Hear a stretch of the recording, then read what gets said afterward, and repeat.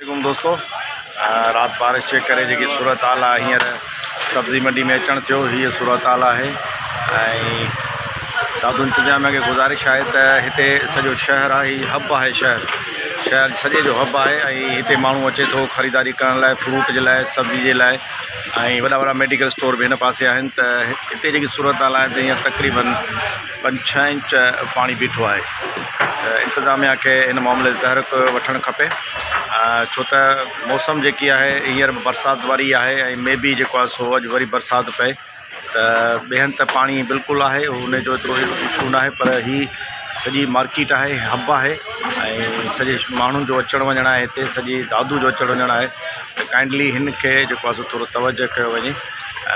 हींअर बि जेकी सूरत हाल आहे उहो इहा हीअ आहे त सभु पेर में ॿुॾा पिया आहिनि। पाकिस्तान ज़िंदाबाद।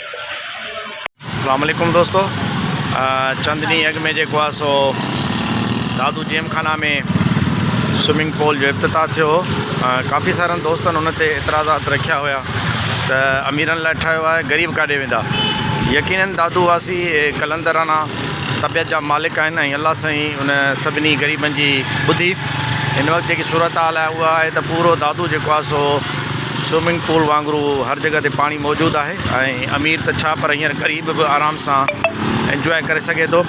यकीनन हीअ बरसाति रहमत बि आहे ऐं उन सां गॾु दादू वारनि जी उहा दुआ बि आहे त अमीरनि लाइ स्विमिंग पूल ठहियो आहे, ग़रीबनि लाइ छो न आहे।